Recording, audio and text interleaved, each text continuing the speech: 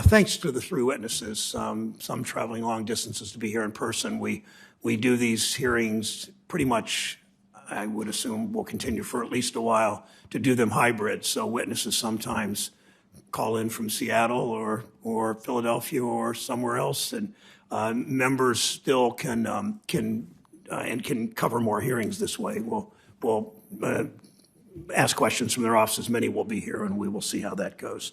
43 million Americans are drowning in 1.75 trillion, that's $1,000 billion in student debt.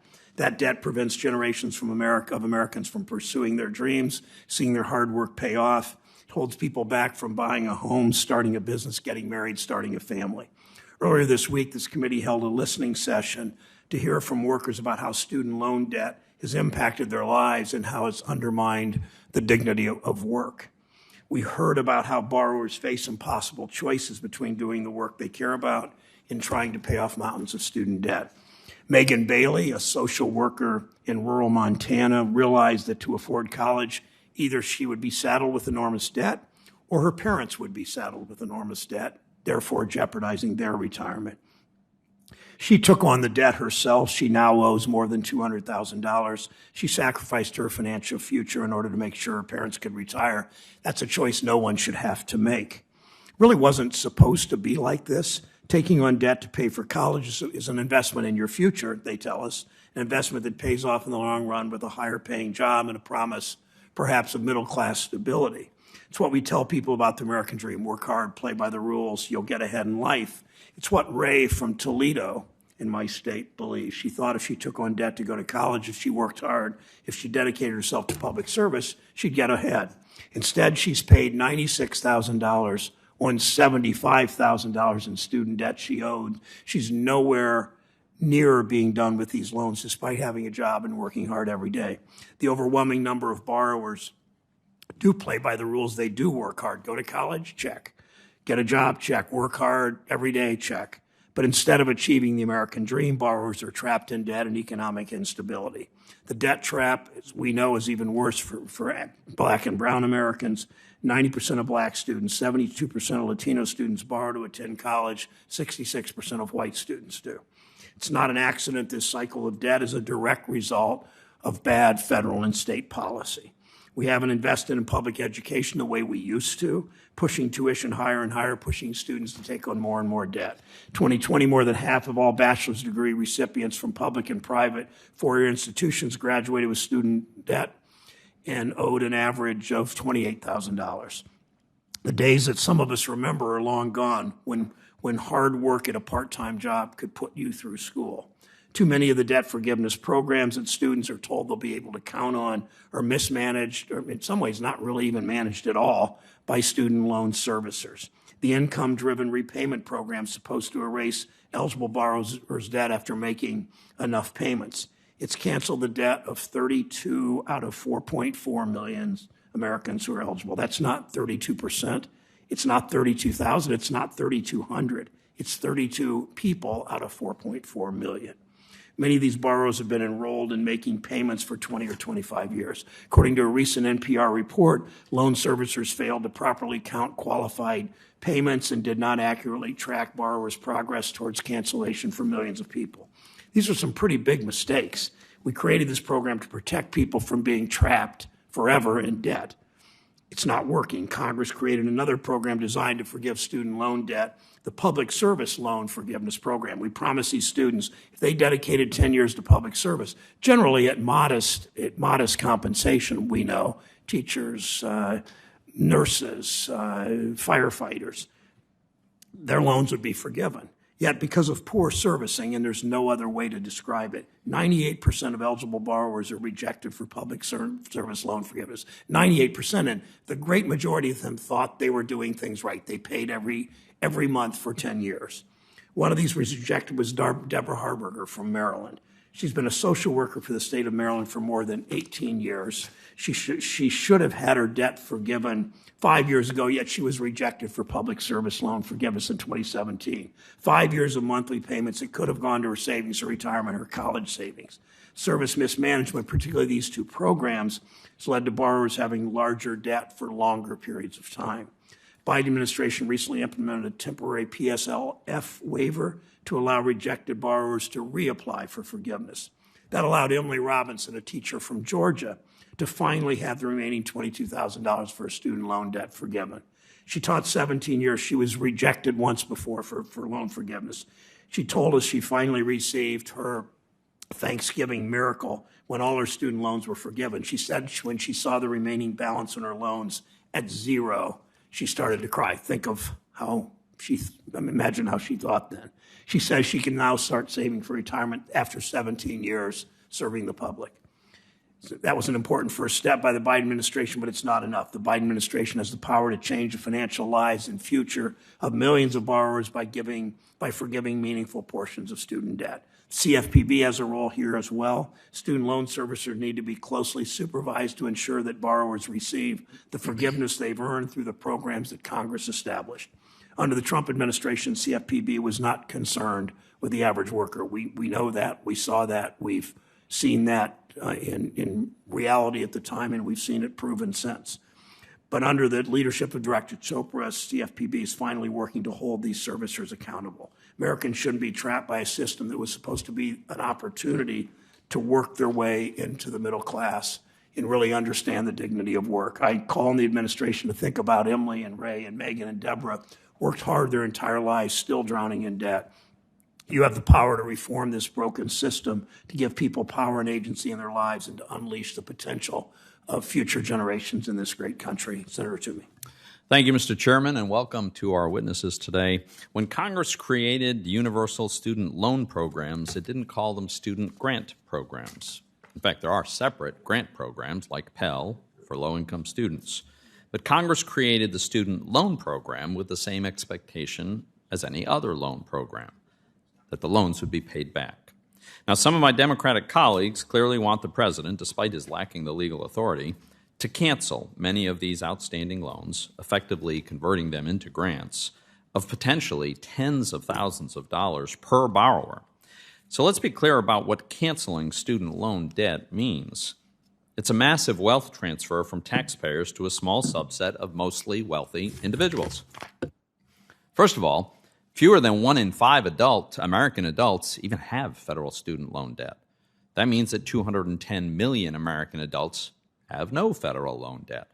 So why do 80% of American adults have no student loan debt? Well, many of them never went to college. Or they went to college, but they didn't take out student loans. They just paid as they progressed. Or they took out student loans to pay for college, and they paid them back. Second, individuals with a bachelor's degree or higher overwhelmingly make more money than people who don't have those degrees. The vast majority of them are perfectly able to repay their loans. They have significantly lower unemployment rates, and on average, they earn $1 million more over their lifetime than non-college graduates. Third, student loan debt is primarily owed by wealthy families and graduate students. Even the Washington Post's left-leaning editorial board has blasted the president's plan as a transfer to the wealthy. They wrote, and I quote, "A broad cancellation would offer huge, undeserved benefits," end quote, to individuals in high-paying fields.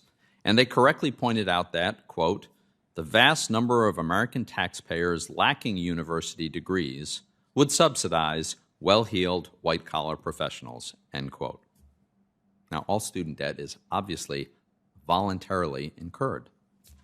Over half of all student debt is taken by graduate students, many of whom happily incur the debt because they're entering high-paying fields like business and medicine and law.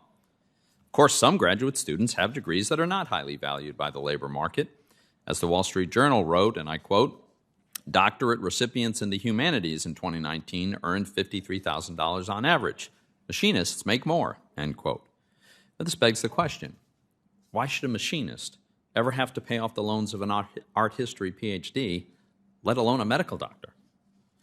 Beyond being a massive wealth transfer to the well-off and well-credentialed, student debt cancellation is grossly unfair to every other American. Frankly, it's a slap in the face to the machinist, to the taxpayer, to anyone who didn't go to college, and to anyone who works for a living making financial sacrifices so they can pay their own or their kids' college bills that they saved instead of going on vacation or splurging on gadgets. Those people don't have student loans, but they've got other debt. Should the government cancel their mortgages, their car loans, their credit card bills? Of course not. It's almost never acceptable for the taxpayers to be forced to be responsible for someone else's voluntarily incurred private debt. Cancellation of student debt obscures the root cause of the problem here, and the root cause of this problem is the outrageously high cost of higher education. For decades, the government showered students with cheap debt and grants to go to college. With government paying so much of the cost, students were largely indifferent to the price. Understanding that price didn't matter to their customers, colleges responded by raising tuition. According to a study by the New York Fed economists, anytime there's an increase in the amount that a student can take out for a federal subsidized loan, 60% of that increase is passed through as a tuition hike. The solution is obvious here: less government subsidization and more personal responsibility. But it seems some have forgotten these immutable economic truths. Colleges have little incentive to keep prices reasonable if they believe government will cancel the debt used to pay for the tuition. They've already demonstrated that they are willing to raise prices at multiples of the rate of inflation because they can. If government starts canceling everyone's debt, then we can expect another surge of higher education inflation. With the government expected to issue roughly $1 trillion in new student loan debt over the next decade, we'll soon be right back in the same position. Let me conclude by dispelling an argument that you may hear today that student debt cancellation will somehow ease inflation. The opposite is clearly true. Through May 1st of this year, the Nonpartisan Committee for a Responsible Federal Budget, or CRFB, estimated that the COVID student loan repayment pause has already effectively canceled $5,500 per borrower on average, and thereby pumped roughly $5 billion of excess stimulus into the economy each month with no corresponding increase in the supply of goods and services. The CRFB estimates that full debt cancellation could raise inflation from the already outrageously high levels by between 1/3 and 1/2 an additional percentage point. So in addition to being egregiously unfair and bad policy, Americans simply can't afford it. Thank you, Mr. Chairman. Thank you, Senator Toomey. I'll introduce today's witnesses. Mike Pearce is the Executive Director, co-founder of the Student Borrower Protection Center. He served at CFPB as Deputy Assistant to the Bureau, advising the Bureau's work related to student lending and servicing. Mr. Pearce holds a bachelor's degree from George Washington University in Public Policy, a law degree from College of William and Mary. Welcome, Mr. Pearce. Dr. Neil Mccloskey is the Director of the Center for Educational Freedom at the Cato Institute, co-editor of the book Unprofitable Schooling, Examining Causes of and Fixes for America's Broken Ivory Tower. He's on the editorial board of the Journal of School Choice. He holds a master's in political science from Rutgers, Newark, and a PhD in public policy from George Mason. Welcome, Dr. Mccloskey.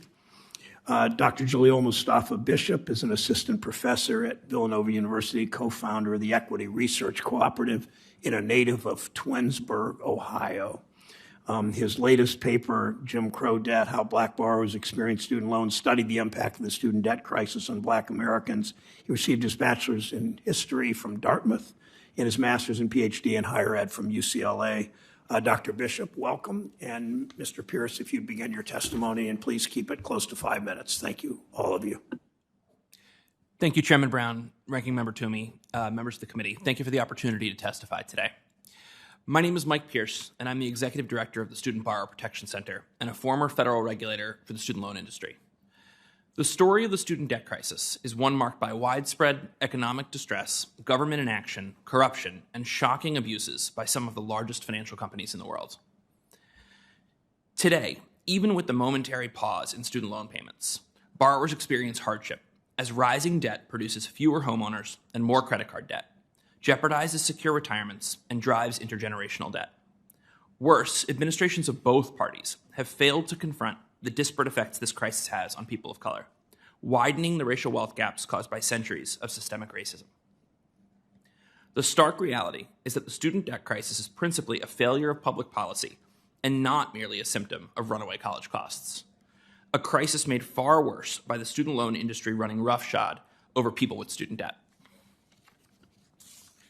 The ongoing payment pause has been a bulwark for borrowers against rising inflation. protecting millions from choosing between loan payments and necessities like food, clothing, or shelter. This expansive effort to help people with student debt represents a remarkable break with history. For more than half a century, lawmakers repeatedly used debt to expand access to college under the mistaken convention that student debt is, quote, good debt. This conventional wisdom has set up a generation of students to fail. Underlying all of this, the Department of Education has historically behaved more like Wells Fargo than a branch of the U.S. government. The Education Department's indifference to widespread law-breaking by student loan companies over the past 3 decades has driven a widening gap between borrowers' rights and borrowers' experiences. When millions of families lost their homes to foreclosure more than a decade ago, housing advocates warned of a similar gap between homeowners' rights and their experiences. This sad history is repeating itself. The law makes bold promises to borrowers, including that student loan payments will always be affordable and never be a lifelong burden. Yet before the pandemic, more than 1 million borrowers defaulted each year. Officials of both parties routinely call this broken, a mess, and corrupt. The administration has made meaningful efforts to remedy the failures plaguing the student loan system, but these changes are not enough. 2 weeks ago, a government audit found that for nearly a decade, officials knew that the student loan industry was not taking the necessary steps to deliver cancellation to the lowest income people and engaged in a shocking cover-up. Consider the 30-year struggle of one low-income borrower who started with less than $9,000 in debt. Her debt has now topped $100,000. Along her way, the loan servicer routinely misled her about her options that would have led to debt cancellation. Abuses like this have caused millions of borrowers to needlessly spend decades trapped in debt.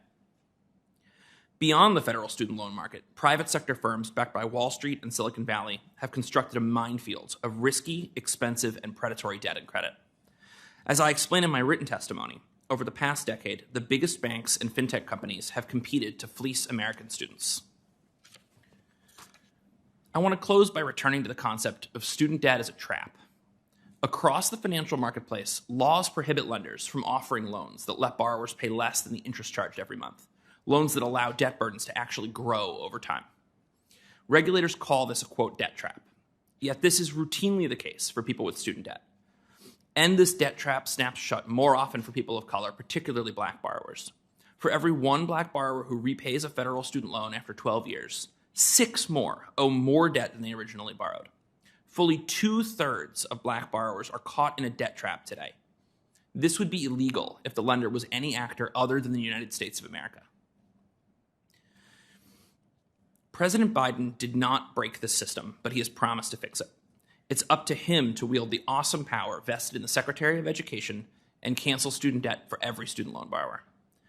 According to critics, families and the broader economy will somehow be worse off when Joe Biden keeps his promise to cancel student debt, claiming that this is a giveaway to the college educated and ignoring the roughly 4 in 10 people who have debt and no degree.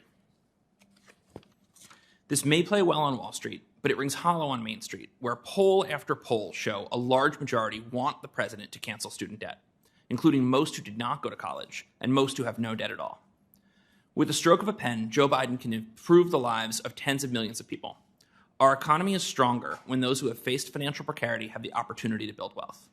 Canceling student debt is just, it is equitable, it is legal, and it is the only appropriate response to decades of government mismanagement and industry abuse. Thank you again for the opportunity to provide testimony, and I look forward to your questions. Thank you, Mr. Pearce. Dr. Mccloskey, you're welcome, recognized for around 5 minutes. Thank you.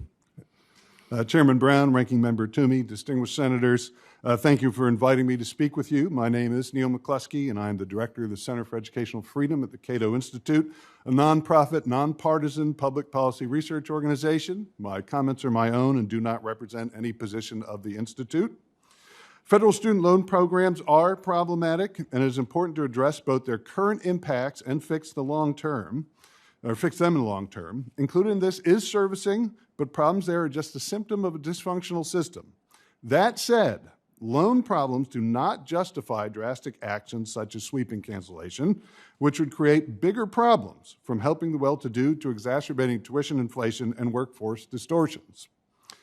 Now, complaints about loan servicers are well documented, but they are hired by the Department of Education, and if they do their job poorly, it is incumbent on Ed to get the problems fixed. The department, however, has long failed to do so. This is not simply a failure of bureaucracy.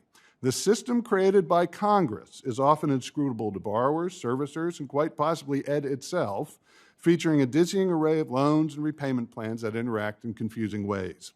Given this, it's no surprise that many complaints about servicers are actually about the programs. A 2019 analysis found that only 44% of complaints about servicers to the Consumer Financial Protection Bureau concerned things under servicers' control, while 35% were really about federal rules. Beyond the direct problem, federal student loans have major unintended consequences. First, they fuel skyrocketing college prices. One recent analysis found that for every dollar increase in subsidized loan maximums, prices rose 60 cents. Second, while they may have enabled greater college attendance, degrees have become increasingly hollow, with big increases in both the time students, or decreases in both the time students spend studying and literacy among degree holders. Third, goosed enrollment has likely fueled credential inflation, employers seeking degrees for jobs that did not previously require them. Relatedly, about a third of non-recent graduates who are four-year degree holders are in long-term jobs that don't require the credential. Finally, aid does not appear to have coincided with an increasing share of four-year degree holders who are low income. The share of all bachelor's degrees held by dependent members ages 18 to 24 of families in the lowest income quartile has hovered around 10% since 1970 and dropped a bit from the beginning to the end. Now, the ideal solution to the student aid problem, is phasing out federal lending. But what to do about the current situation? First, do nothing extreme, including mass debt cancellation. Despite many problems, college is still typically a good investment, with the average four-year degree holder earning approximately $1.2 million more over their lifetime than someone with just a high school diploma. Graduate degree holders earn even more. Taxpayers, roughly two-thirds of whom don't have four-year degrees, should not fund cancellation for those who will see major financial payoffs. Repaying student debt is also not especially burdensome for most borrowers. Four-year degree graduates who borrow typically have monthly payments well within their ability to pay. Debt is also disproportionately incurred by wealthier people. Households in the highest income quartile hold 34% of all student debt, while the lowest quartile holds only 12%. Absent student lending reform, mass cancellation will also encourage more borrowing and price inflation, exacerbate credential inflation, de facto penalize Americans who economize on their education or after graduation economize to pay off loans, and would be illegal, or at the very least a gross violation of separation of power if done by executive order. Now, there are things that Congress can do to improve the situation that are short of mass cancellation. Income-driven repayment is intended to help struggling borrowers. The department must correct all borrower records, and Congress should simplify IDR going forward, perhaps consolidating it into one program which borrowers are automatically enrolled into unless they choose standard repayment. Congress should also eliminate probably the highly problematic parent and grad plus loans. Congress could make discharging federal student loans in bankruptcy easier, though important to remember is that taxpayers would bear the cost of that. Congress could also institute skin in the game, in which colleges pay a share of their defaults. Servicers are not the root lending problem. That is the federal system itself. However, it has not created so terrible a problem that it justifies mass cancellation. What it requires is fixing the existing programs to help struggling borrowers and to ultimately shrink federal lending. Thank you again for the opportunity to testify, and I look forward to your questions. Thank you, Dr. Mccloskey. Dr. Bishop, you're recognized for 5 minutes. Thank you. I want to thank the chairman, ranking member, and the rest of the committee for inviting me here today. My name is Dr. Jalil Mustafa Bishop.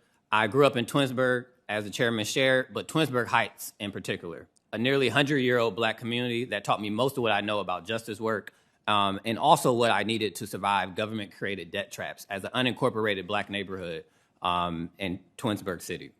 I bring those lessons here today as a professor of education and as an activist for Black Freedom Projects. My goal is to make clear that we are in a student debt crisis, a black student debt crisis in particular, and that canceling all student debt, again, all student debt, is the best solution for a decades-long policy failure that is student loans.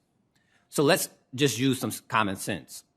Student loans is basically the federal government looking at families and saying you do not have enough to pay for college. but here's a loan. Though we know you do not have enough to pay for college, let alone enough to make these loan payments. We then say, do not worry. You are going to make enough money to repay those loans in 10 years. We then had decades of evidence that borrowers were not able to make enough money, so we moved them to 20 to 25-year repayment plans. We have not developed a system to hold colleges, loan servicers, accreditation agencies, the Department of Ed, or a low-paying labor market accountable. We still have only punished one group. Ensure one group has consequences every time, and that is the borrower. The borrower who was failed way before they ever signed a loan in the first place. We are in a student debt crisis and arguably have been in one for the last 20 years. In that time, we have watched the total outstanding student loans increase by over 107%, from less than $400 billion in the early 2000s, hitting $1 trillion in 2012, and now on the fast track to hit $2 trillion. The crisis should be understood primarily through two issues: default and endless years of payment. First, we have a growing number of defaults for struggling borrowers. Before the pandemic, we had 10 million borrowers in default.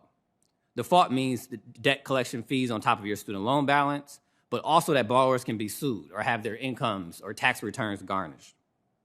And this brings us to the second part of the crisis: endless years of payment. People are making payments only to see their balance increase due to interest. When we look back at loans issued each year since 2009, the majority of those balances are increasing instead of being paid down. Under the Trump administration, the Department of Education released a report that estimated that $500 billion worth of student loans will not be repaid. And again, this was pre-pandemic. During the pandemic, the government has not received payments for the last 2 years due to the pause, and both the borrowers and the government have been fined.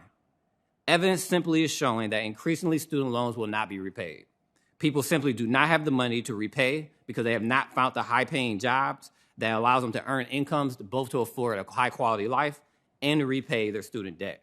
People are on a payment path to nowhere. It did not have to be this way.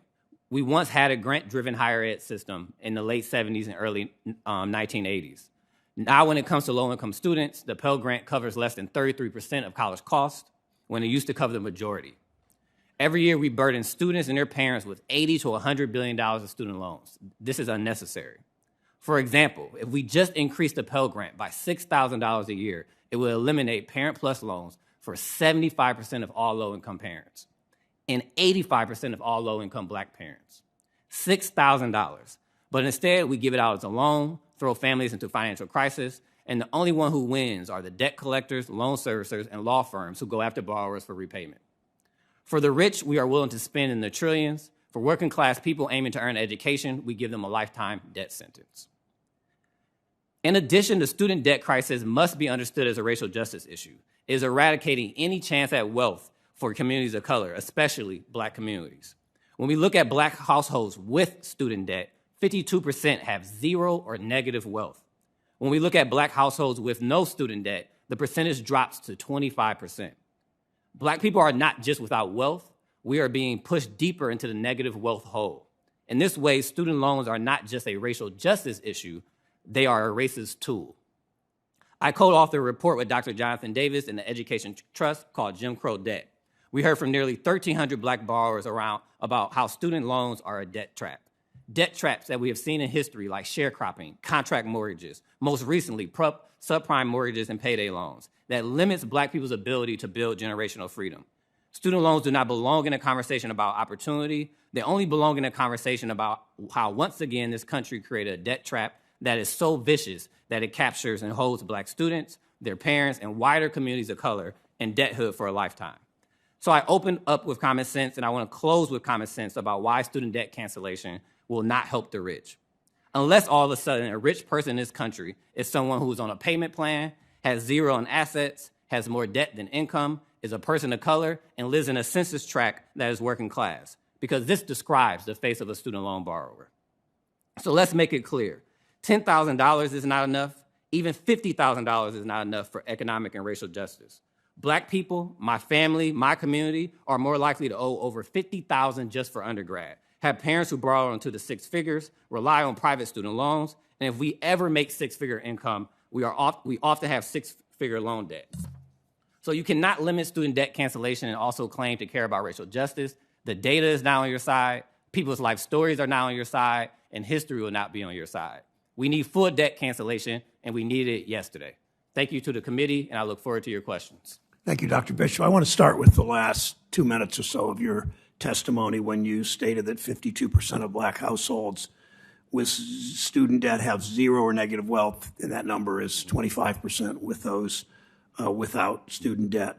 What happens? I mean, you're since arguing it's worse for black Americans to take out debt to go to college in order to build wealth than to not do it. What happens in the next 5 years if we or the president don't do something about this?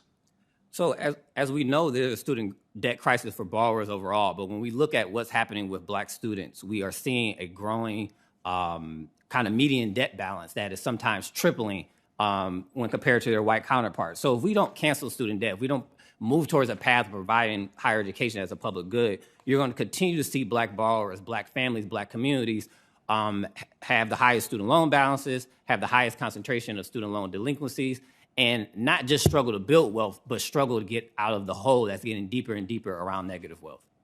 Thank you. Good explanation. This committee, when I took the chairmanship 15 months ago, this committee was just called the Senate Banking Committee to most people, colloquially and almost officially. Its full name is Banking, Housing, and Urban Affairs. And we focused really on housing and all that comes with that, perhaps more than anything else. And housing is just universally understood as the best way to build intergenerational wealth. And the race gap there, black homeownership hasn't much changed since Dr. King's assassination, which sort of preempted Congress finally to pass fair housing. So can you explore for a moment student debt exacerbating the racial wealth gap? And I would think a major component of that is if you face major student debt, you don't have a down payment for a home, you're not able to get a loan, or you simply can't afford a home. So what we have to understand is that the racial wealth gap was built through systemic racism, that student loans did not create the racial wealth gap, but it is absolutely increasing and intensifying that gap. When we look at home ownership rates for black college grads, they have a lower home ownership rate than white college dropouts. And this is important for us to understand because the best way to guarantee that you build wealth is being able to start with wealth. And most wealth in this country comes through inheritance. It comes through being able to build equity in your home. And that's something that hasn't been available to black people fairly, inclusively, or equitably. So it's something that we have to understand that student debt is digging that hole deeper, but it's also not a silver bullet canceling student debt, but it allows that hole to stop going deeper for black families and communities. Thank you, Dr. Pearce. Could you submit to the committee later the data on your statement, which was an extraordinary statement that home ownership is higher among white dropouts than black graduates? Absolutely. If you would do that, that could be very, very useful to us. Mr. Pearce, student loan servicer mismanagement contributed to borrowers explain how student loan servicer mismanagement contributed to borrowers having larger debt for longer periods of time. It's quite a phenomenon that people think they're paying in living up to their end of the bargain on two of the big programs, and they find out at the end of 10 years that some mistake was made and they've lost any ability to get forgiveness. So talk about that and talk about what CFPB can do to ensure student loan services are properly servicing these loans and that borrowers are protected. Absolutely. So taking a step back and thinking about how we got here, the government has depended on these private sector companies called student loan servicers to give people advice about how to repay their student loans going back decades. Sometimes these are private sector companies that own federally backed loans. Sometimes they're contractors for the government. But in both cases, law enforcement officials of both parties going back multiple administrations have alleged that these companies routinely provide bad advice to people. And in particular, there's one scheme called Forbearance Steering, where a company tries to rush a borrower off the phone because it costs more money to provide them counseling. And in doing so, puts them in a repayment option that adds more cost to the debt and knocks them off track from loan forgiveness. And I do want to cite in particular one company, Navient. Navient was alleged by the Consumer Financial Protection Bureau to have added $4 billion in unnecessary interest charges on the backs of more than 1.5 million of its customers over the course of the better part of a decade. That litigation by the Consumer Financial Protection Bureau is still ongoing. But earlier this year, Navient did enter into a settlement with a bipartisan coalition of attorneys general led by attorneys general from both of your states, the Republican Attorney General of Ohio and the Democratic Attorney General of Pennsylvania. And in that settlement, these bipartisan attorneys general allege that Navient engaged not only in this forbearance steering scheme, but knocked borrowers off track as they tried to maintain affordable loan payments under income-driven repayment over the long term. Senator Toomey. Thank you, Mr. Chairman. Dr. Mccloskey, let's consider for a minute the case of two similarly situated families with children who are in college. Let's say that they're about the same size, they've got about the same income, they have very limited assets in both cases. But one of the families spent 18 years of their children's lives scrimping and saving to pay for their kids' college education. The other family lived more comfortably. Maybe they took some more vacations, maybe they bought newer cars. The first family then writes a check, series of checks, to pay the tuition for their kids' college. And the second family has no college savings, so they take out a student loan. Can you tell me what you think about the fairness of saying to the family that worked hard and sacrificed, it's nice that you did that, but now your taxes are going to go to pay for the tuition of the family that chose to live more comfortably instead of saving for college. How is that fair? Yeah, it's highly problematic to say to people who did their best to minimize the cost of higher education for themselves that you will now pay for people who didn't. And this is a problem in that people who take out student loans are not all necessarily low income or even middle income. We see that higher income families have taken out loans often to go to college. And the real danger, I think, to any sort of sweeping cancellation is, what does that say then in the future? The future then is, well, we should just expect that if we take out debt, it'll be forgiven, because how could you forgive debt in the past and not do it again? So we're making it even worse in incentivizing people to say, no, we really shouldn't economize as best we can because we'll expect these loans to be forgiven. Doesn't the logic of the argument that we should wipe out this debt, doesn't it kind of require that it becomes a permanent thing? And I think Dr. Bishop even alluded to the idea that these should be grant programs. And if we said, well, anybody who happened to graduate prior to, 2022 gets all their debt forgiven, how do you not forgive the debt of someone who graduates in 2024 or 2025? So it is sort of embedded in the logic and inevitability that this is meant to be a permanent feature. You would sort of logically have to conclude that. I haven't actually seen something that said or a lot of discussion about eliminating student loan programs. I've just seen primarily a discussion of cancellation. And if you do cancellation without reform, at the very least, of existing programs, you're absolutely creating incentives for much more borrowing in the future with the assumption that it'll be forgiven. Totally. That would be the expectation. From 1998 through 2018, which I think is the most recent year for which we have data, inflation in general, now we have data more recent than that for inflation, but you see the point I'm getting to. Inflation increased by 56% in general during that period of time.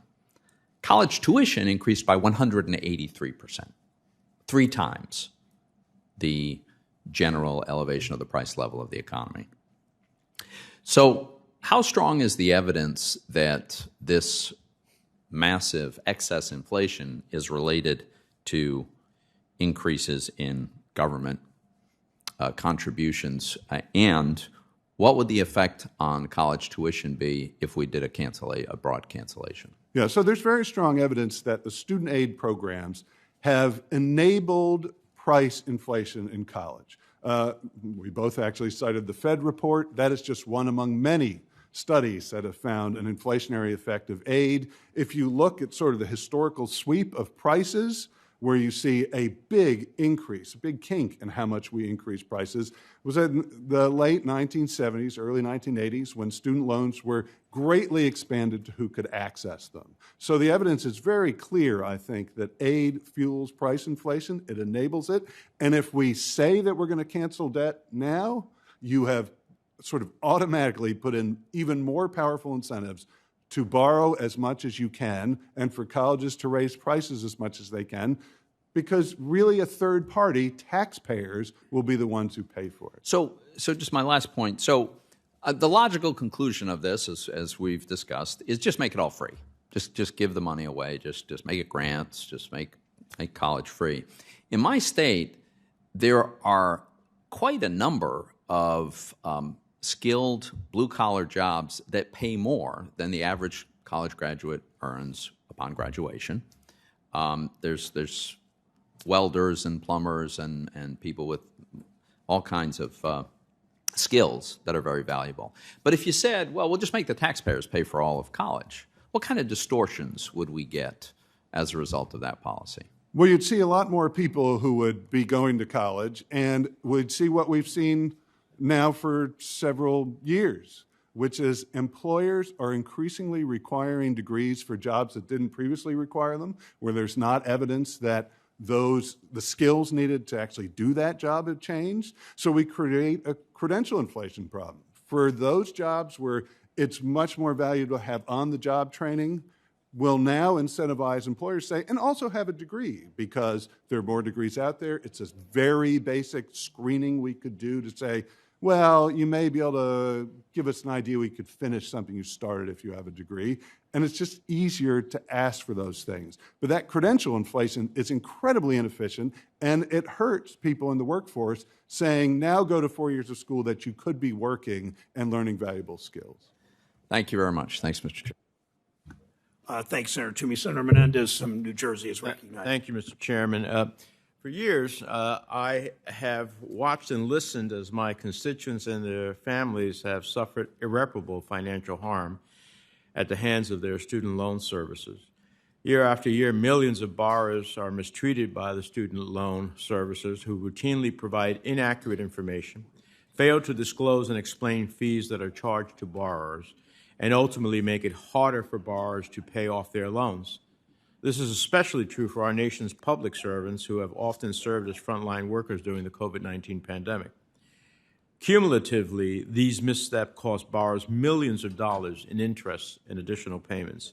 And in some cases, borrowers have no choice but to remain in the workforce beyond their preferred retirement timeline just to pay off the loans. What's upsetting to me is that this current mess was preventable. The Department of Education has known about these systemic issues for years. Its own Inspector General found in 2019 that despite regularly identifying instances of servicers' noncompliance with the terms and conditions of the loans, the Education Department did not track or analyze these failures, nor did they hold servicers accountable for their poor performance, especially servicers of loan in the Public Service Loan Forgiveness Program. That failure to act means added financial pain for the borrowers we're talking about here today. Beginning in at least 2009, when the first federal student loan servicer, Affiliated Computer Services, better known as ACS, began servicing student loans, there is a documented history of the company's endless errors, especially related to its handling of PSLF qualified loans. So, Mr. Pearce, your organization released a report in 2020 detailing ACS's repeated failures. How specifically did ACS mishandle borrowers' accounts, and what kind of impact did that have on borrowers, especially on the PSLF borrowers? Thank you, Senator Menendez, and thank you for all of your leadership on these important issues over the course of more than a decade. ACS was a very important market participant going back to the earliest days of the student loan program as the sole student loan servicer for the federal government in public service loan forgiveness's first years, but also as a major market participant servicing federal student loans that were then owned by big banks like Wells Fargo and JP Morgan. This company committed more than 5 million individual errors on borrowers' accounts over its time as a government contractor, and was the target of enforcement actions for its private sector servicing by attorneys general in New York and in Massachusetts and the Consumer Financial Protection Bureau. All told, ACS is responsible for many of the underlying problems that resulted in 98 out of every 100 public service workers applying for PSLF ultimately being rejected. 98 out of 100. Now, will the limited PSLF waiver that expires in October, as well as Ed's most recent forbearance waiver announced last month, rectify all of ACS's egregious missteps, especially those related to the PSLF borrowers? It's a start.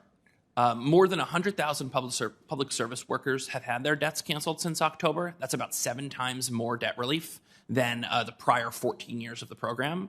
But it's not enough. There are certainly public service workers who are going to miss out on this limited opportunity because they don't know about it or because they've been provided bad information even now by their student loan company about what their rights or options are.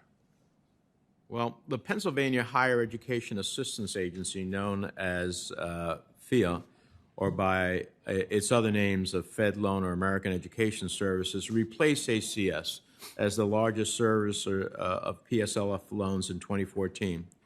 So, Mr. Pearce, Massachusetts and New York recently reached settlements with FIA about its student loans servicing, especially its PSLF servicing. How did FIA, acting as Fed Loan, mishandle borrower accounts? A whole range of different abuses by this company, which, to be clear, is a private sector company but was created by the Commonwealth of Pennsylvania and has existed with the implicit backing of Pennsylvania taxpayers, despite this record of abusing its customers. It routinely mishandled borrowers' paperwork, provided bad information, steered borrowers into forbearance, the same scheme that Navient was accused of by a different group of attorneys general. And taken together, these abuses resulted in the collapse of the public service loan forgiveness program before Joe Biden stepped in to make things right. So will the limited PSLF waiver in the most recent forbearance announcement rectify all of FIA's missteps? Once again, it's not enough. Joe Biden needs to cancel student debt for everybody because these piecemeal actions are important and necessary in their own right, but they won't reach every borrower that's been wronged by this legacy of mismanagement and abuse. Okay. Thank you so much for your responses. Thank you, Senator. Thanks, Senator Menendez. Senator Smith from Minnesota is recognized from her office. Good morning. Sorry, Chair Brown, I wasn't expecting to be on so quickly, but I'm glad to be with you. Let me just start out, if I could, with Mr. Bishop, and I'd like to actually follow up on the line of questions that Ranking Member Toomey was asking. So Ranking Member Toomey was essentially, if I understand it, suggesting that that loan forgiveness essentially creates a moral hazard, that it actually encourages irresponsible behavior. That's not his word, but it encourages people who haven't saved, who haven't maybe done all the right things, to continue in that behavior to the detriment of families that have scrimped and saved, as Senator Toomey said. I'm wondering, Dr. Bishop, if you could just respond to that and help us understand how that fits with what you see as the underlying challenges with student loan debt. Thank you. So in my research and my time working with, student loan borrowers, I really have not seen any evidence of borrowers being reckless or that those who are borrowing student loans are just because they failed to save. As was noted, college costs have increased rapidly, and we should not conflate the need to hold colleges accountable to get costs under control as the same as students or borrowers somehow having a failure in personal responsibility. One thing I like to remind people is that in this country, we subsidize or give a tax break to families who put money into college savings accounts.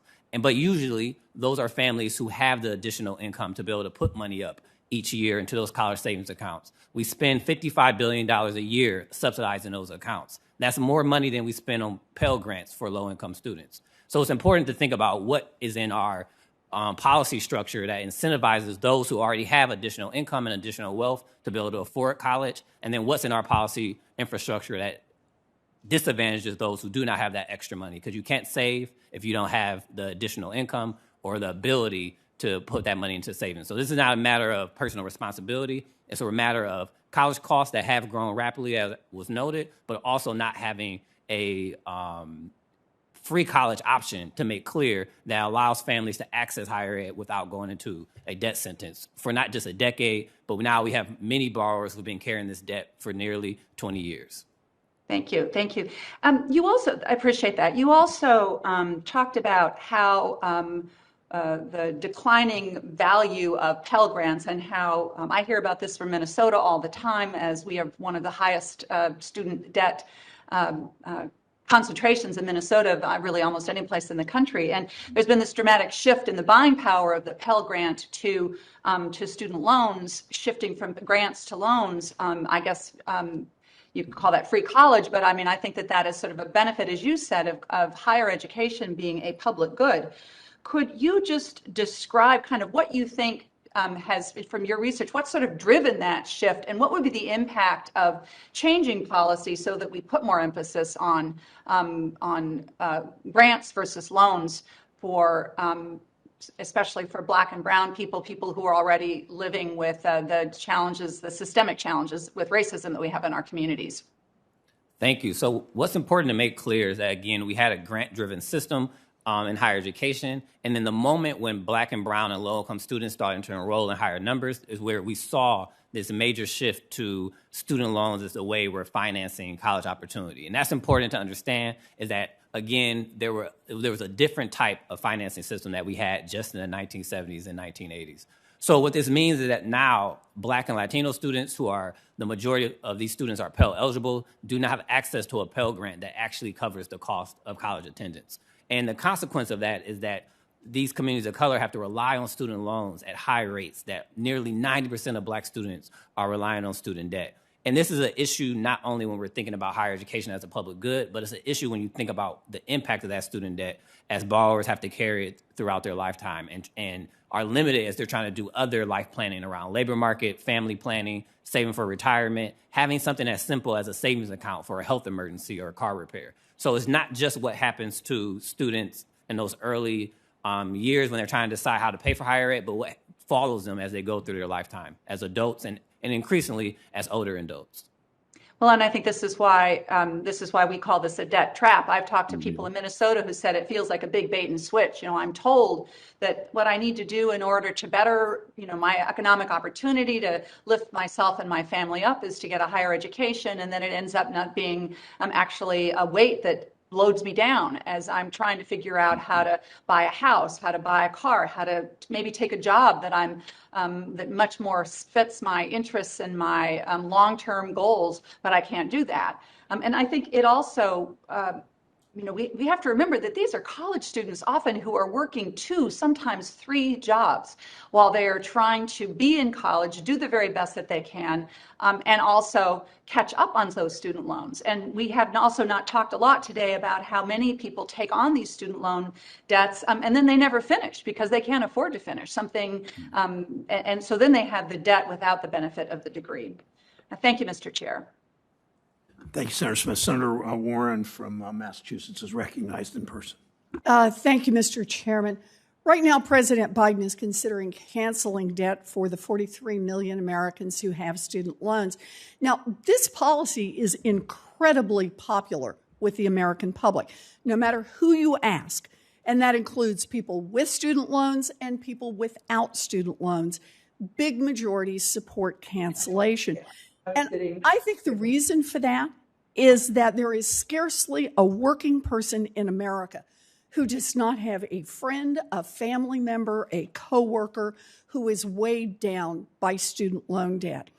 But if you're listening to the talking heads with fancy degrees who oppose this policy, you might be under the impression that the borrowers who the president wants to help are all wealthy. They're all wealthy Harvard grads who don't need any help with their loans. So what I'd like to do is just look deeper into the data. Dr. Bishop, you're an expert on student borrowers and their experience in the student loan system. What does the data say about who borrows money to attend college? Are they generally very wealthy? I think the data is quite clear that those who borrow student loans are not wealthy, that they are not people who have high levels of assets, that more than half of borrowers with student loans, or more than half of student debt is held by families with zero or negative household health. And especially when we're looking at communities of color, where, again, we see almost 90% of black students borrowing student loans compared to 68% of white students. So the idea that student loans are carried by wealthy families, I think, is something that doesn't show up in the data, and also is something that, again, goes against what we understand as rich people or wealth in this country. Okay, so these are people who are borrowing are people with, at best, very modest means. Let's take a look then about the kinds of schools they attend. Do most borrowers take out loans so they can attend elite schools or business schools, Dr. Bishop? No, and as someone who's a low-income student who went to one of these elite schools, we know that the vast majority of borrowers are not coming from the Ivy League, that when we look at those selective schools, we see around 0.3% of all borrowers come from the Ivy Leagues. Wait a minute, Dr. Bishop. Can you say that one the other way? What proportion of student loan borrowers are not coming from the Ivy Leagues? So 99% come from institutions that are not the Ivy League. 99.7, according to your data, Yes. right? Okay. So they're not coming from the Ivy League. So let's do one more. Critics argue that canceling student loans would mean helping out people who are earning good money with their college degrees and will be able to pay off their loans without the government stepping in. Dr. Bishop, are those valid criticisms? Are student loan borrowers all earning college graduate wages and in a good position to pay off their loans? No. So we know that 40% of student loan borrowers have student debt but do not have a college degree. We know that increasingly many student loan borrowers are parents who do not have this so-called lifetime earning trajectory ahead of them, that when we look at black students, we know that they owe more than they originally borrowed a decade out, and that 20 years out, they have only paid down, on average, 95%, or they still owe 95% of their original student loan balance. So, Dr. Bishop, could I ask you just to unpack that just a little bit? So students go into college, right? And they borrow while they're in school. And you said what proportion of them never graduate from college? 40% of student loan borrowers. 40%. So 4 out of every 10 of the students who's carrying student loan debt, do they make college grad wages? Absolutely not. No. So here they are. They're earning like high school grads, but all they're getting, but they're managing college loan debt. And then you also said people don't think of it this way. You borrow money, but for what proportion of black students did you say 12 years out from when they started borrowing money are actually deeper in debt? So we know 66% of black student loan borrowers over a decade out are deeper in debt, owe more than they originally borrowed. And why do they owe more than they originally borrowed? Because we understand that black students not only borrow more, but they access higher ed institutions that are more likely to be for-profits and predatory, to be institutions that are already under-resourced themselves, and that they're navigating a higher ed system that is very different than their white counterparts as far as opportunities and accessibility. Yeah. And I assume also we're talking about what kind of wages they earn when they come. Absolutely. So entering the labor market, which often doesn't get as much attention in these conversations, we still have persistent employment gaps, racial income gaps, that even as black people earn more degrees, we still see our wages not reflecting that. I appreciate this. It's clear that the opponents of student loan cancellation are living in a bubble of privilege that is completely disconnected from the reality of the people who borrow money to get an education.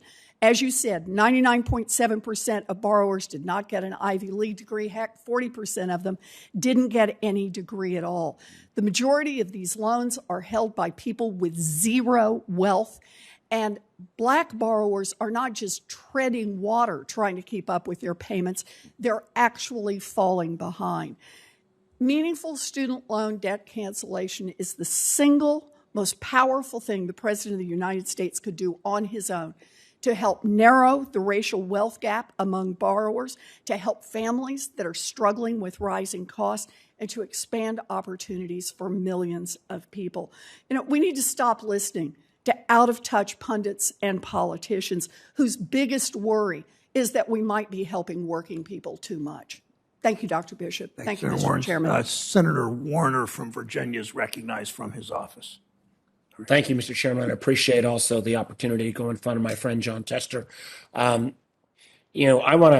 just ask one question that I wanted to highlight, and that's for Mr. Pearce. If we go back, and it's an issue I've been working on for some time, to 1982, I think Congress created in the student loan program the ability for a couple to consolidate their loans together and at a slightly lower rate, pay on it in a single, a single payment. The pitch made, I think, probably some good macro sense, but at that point, the Congress never allowed, even if the couple were to then separate or to get divorced, any ability to separate this consolidated loan, and consequently, one party or the other, oftentimes the female spouse, got stuck with that burden. Do you know, Mr. Pearce, any other student loan product where that does not allow borrowers to separately, if they took on their debt separately, to somehow not separate again if they have some kind of an event like a divorce to take place? No, I do not. Well, I appreciate that. Now, matter of fact, this was so egregious that Congress stopped issuing this type of loan consolidation with this restriction on being able to separate the payments downstream if the couple comes apart in 2006. This came to my attention from a woman named Sarah, who was a single mom and teacher in McLean. She and her ex-husband separated.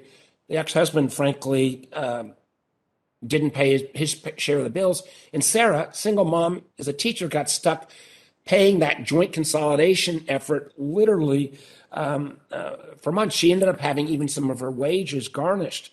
Mr. Pearce, the Education Department has told me there are approximately, remember, these were all loans pre-2006, 14,000 plus outstanding joint consolidation loans held by the department with a total outstanding balance of about $800 million. Can you talk a little bit about this issue? I know you're familiar with it. What kind of burden it puts on these individuals, oftentimes who may have been in a abusive relationship, oftentimes their former partner being willing to basically, screw it, I'm going to leave all this obligation on you. I've got a bill with Senator Rubio and Senator Smith and Senator Cornyn that would allow this kind of breakup to take place. Could you weigh in on that and give me your views? Absolutely. So you mentioned a number of the problems with these loans, particularly in cases of domestic violence or marriages where one spouse is taking advantage of the other, and it causes financial ruptures in families where one spouse may end up assuming responsibility for the debt owed jointly. Your bill would help dissolve these loans, but not just to help provide a fairer outcome for borrowers, but to actually restore access to key parts of the student loan safety net that are denied to borrowers that have these so-called spousal consolidation loans, including access to public service loan forgiveness and the ability to get an income-driven repayment that actually matches their financial circumstances. Right now, the student loan safety net is failing people with these so-called spousal consolidation loans, and your legislation would fix this mess. Well, I appreciate that, Mr. Pearce. And I would point out, Mr. Chairman, Ranking Member, this is something that we've got virtual unanimity. There's one senator who still has a hold. We're trying to work through this. But this is a bipartisan, not going to solve all the problems, but for 14,000 Americans who are caught up in these joint consolidation loans, many of them having circumstances, again, as Mr. Pearce just said, with spousal abuse, we could provide some much needed relief. My hope is that we can get that one senator's hold removed, and I will, yield back the balance of my time, and really do hope you go to Senator Ossoff next, so we can keep Senator Tester in that box waiting for, hours and hours to come. Thank you, Mr. Chairman. Thank you, Senator Warner. Senator Van Hollen of Maryland is recognized in person. Thank you, Mr. Chairman, Ranking Member Toomey. Thank all of the witnesses here today. I want to start by talking about some of my constituents who have also been victims of this very broken process. Mr. Pearce, thank you for your testimony, all of you. Grateful for your contributions here. As you point out, a sort of bipartisan failure in policy has been made worse by widespread lawlessness across the student loan industry. I have a constituent, her name is Ms. Regina Showalter. She's a 12-year federal government employee at the Department of Defense. She reached out to us because payments that she had made to her loan servicer had not been counted toward the public service loan forgiveness eligibility. And that happened when her loan was transferred from one servicer to another servicer. Fortunately, because the Biden administration put in place this temporary waiver, we had a little breathing room, and we've been able to resolve that particular case. But as you know, there are millions of others who are not getting the relief they need, including another constituent, Deborah Harberger, who shared her testimony before this committee just earlier this week. She's a social worker. Her employment is covered by the Public Service Loan Forgiven Program, the type of employment she's engaged in. But her application for forgiveness was denied in 2017 after 10 years of regular payments, 120 payments, because her student loan servicer never informed her that her FFEL loan was not eligible for under the requirements of the PSLF. So we're working with her right now. My question to you is, the Biden administration is reviewing this process. We are in the process of bringing on new student loan servicers. What is your level of confidence that we're going to be able to address the issues where we've seen failings in the past?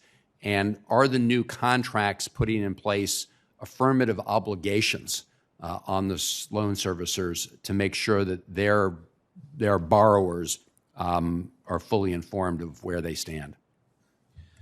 Thank you for the question, Senator. And I want to start by saying the Biden administration has taken major steps to hold these student loan companies accountable, including appointing my former boss, former CFPB Director Cordray, to lead the government's Office of Federal Student Aid, which is a big step forward. It's the first time that an administration has ever made a meaningful effort to try to hold these companies accountable and to try to do better by people with student debt. But it's not enough. And we are in a place where companies like Navient and Fed Loan Servicing, that were responsible for messing this up in the first place, have parted ways with the government, and that's a good thing on its own terms. But the companies that are coming in behind them, firms like Maximus, which operates as AidVantage, are also showing evidence of the same sorts of sloppy servicing and potentially illegal practices that left us in this place. Well, thank you. That's why, as you say, we have both the good news and the bad news. The good news is progress under the Biden administration. The bad news is we got a long way to go. I agree with Senator Warren that there is an important place here for loan forgiveness, at least up to certain amounts. And I think as the last round of questioning with you, Dr. Bishop, indicated, we can address the issues which are primarily, in my view, very much exaggerated about providing sort of windfalls to wealthy families, as you already indicated. One of the roots of the challenges here is the Pell Grant, which, when it was first devised back in the 1970s, covered about 80% of the costs of a four-year college education, whereas today that's under 30%. Which means that students who can't afford to go to college, have to borrow at least enough to make up the difference. Dr. Bishop, you've talked about in your testimony a Pew Trust report that shows that from 2019, a national sample of federal loan borrowers, the report was 2019, showed that borrowers from 2003 to 2004 found 12 years. After 12 years of initial borrowing, over half of them experienced negative amortization. Can you just, in the remaining time, talk about the fact that folks are totally underwater and what are the only available remedies at this point? So what's important to understand is that, not only are Black borrowers underwater when we look at their repayment progress, we also are seeing increasingly, really since 2009, that loans for each year, if we look back at their origination, that those balances are increasing or not being paid down, the majority of those loans. So when we think about kind of the student debt crisis, yes, we're seeing it intensify for Black borrowers. We're seeing it intensify for borrowers who are in default. But when we look at borrowers overall, even when they're on income-based repayment plans, those balances are not being paid down. They're being extended out to 20 to 25 years.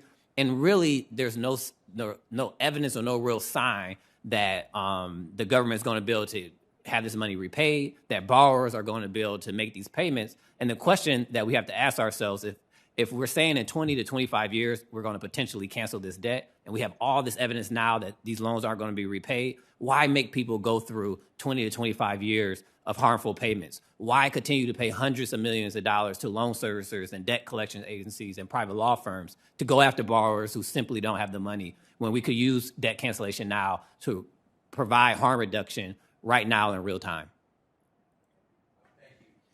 Thank you, Mr. Chairman. Thank you, Senator Van Hollen. Senator Tester is recognized from his office. Senator Tester of Montana. I want to thank you, Mr. Chairman. I appreciate the recognition, and I want to thank you for including a constituent of mine in your roundtable on Tuesday, Megan Bailey, who is a veteran, a social worker serving her fellow Montanans, but is struggling with the process for accessing the public service loan forgiveness that she's earned. And so far, that has occurred way too often. Before I get to my questions, I just want to say one thing. There's been a lot of great points that have been made during this hearing, but there's one thing that is a fact, and that is this generation of folks who are going to college are getting layered with too much debt. College costs too much. I go back to my family. I've got two older brothers. When they went to college in the late 60s, my oldest brother drove truck for the summer and paid for his college with that 3 months of work. That is simply impossible today. And my folks were able to pay for my college when I went to college.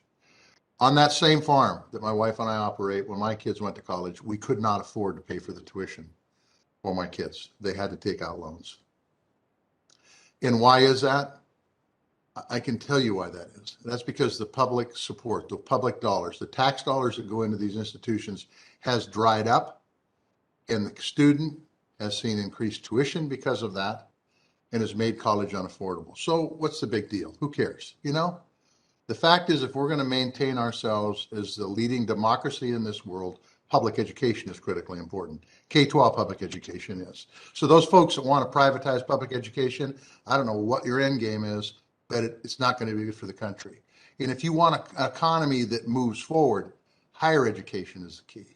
If we want to be the biggest, greatest country in the world, higher education and getting the next generation of leaders educated is very important, and you cannot saddle them with tens of thousands of dollars in debt, or they will choose not to go to school, and that's a bad thing. I graduated with a degree in music. I use that degree seldom, but what that degree tells potential employers is that I can apply myself and I can accomplish a job. So that degree is very, very important, even if it's not used in your major subject area. We've got a lot of work to do here, a lot of work. And I don't believe that students should have no skin in the game. They should have some in the game, because I think skin in the game counts. But this is too much skin, and it just isn't working. So my question is for you, Mr. Pearce. We've seen significant improvements in recent months in folks being able to finally use the public student loan forgiveness program. It's a program that I'm a strong supporter of, but it's also a program that I've been very frustrated with. It's improved, but it still isn't perfect. So, Mr. Pearce, what else needs to be done to keep improving this program so that the folks who have kept up their end of the deal, working and serving their communities, get that benefit that they have earned? Thank you, Senator Tester. The short answer is the Biden administration needs to use all of the tools that it already has to write stronger rules to be able to provide this promise to borrowers that if they work in public service, whether that's as a teacher or a healthcare worker or as a firefighter, that they're able to actually get their debts canceled after a decade of service. For the better part of 15 years, the rules for this program have been full of tricks and traps and have knocked a generation of public service workers off track. The Biden administration has taken great steps to try to open the door to debt relief for those public service workers, but it's not enough and it's not permanent. As you rightly explained, at the end of October, this limited waiver for public service workers is set to expire, and the Biden administration needs to extend that waiver right now, provide public service workers with certainty, and then also rewrite the rules of this program so that it works moving forward. So, Mr. Pearce, your Student Borrower Protection Center has published research on the challenges that rural borrowers face in repaying student loans compared to those folks that move to metropolitan areas, including the impact that it has on young farmers. What has SBPC seen as causes for that difference, and are there things that we as policymakers can do to address that gap? I want to cite some research done by the Federal Reserve Board of Governors, actually, that found that student debt is driving rural so-called brain drain.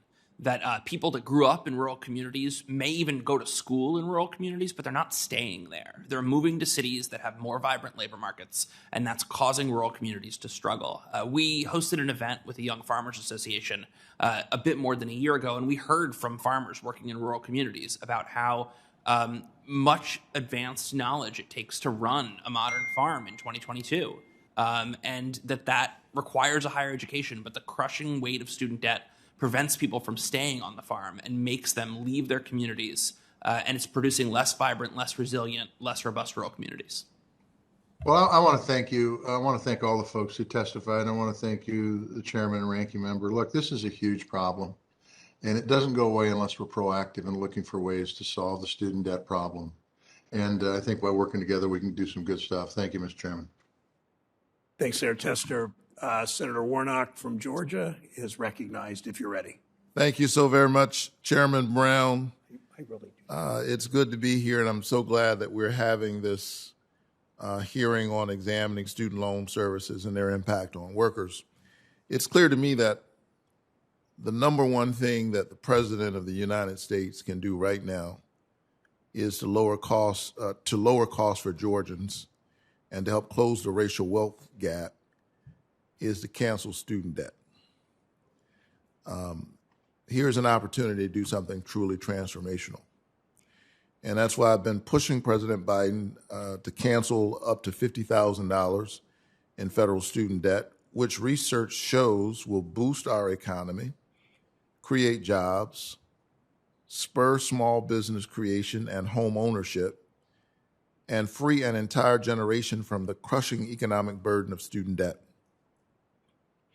I say this as someone who was the first in my family to graduate from college, and I wouldn't be here without low interest loans at a time when you could actually pay them off, and Pell Grants. Dr. Bishop, I'm concerned that too many folks in Washington don't understand who actually has student debt and who does not. What are some misconceptions about who has student debt, and what does the research say about who actually carries this debt burden? So we have seen a lot of narratives and research and framing that those who carry student debt are the wealthy because they have, so-called high incomes. And I think first we have to be clear that there is a difference between wealth and income. When we look at the assets that student loan borrowers have, we see that student debt is overwhelmingly concentrated amongst borrowers who have zero or negative wealth. So again, this is not the common sense way that we would describe someone who's wealthy. When we think about who's actually struggling, sometimes we hear this number of only cancel 10,000 because that's the number of people who are really struggling. And we know, particularly for Black borrowers, that if we cancel 10,000 today, that will still leave 83% of Black borrowers who not only still have student debt, but they have student debt where they owe more than they originally borrowed. So a part of this is understanding that when we're talking about So, debt canceling, I hate to interrupt you, but I want to be clear.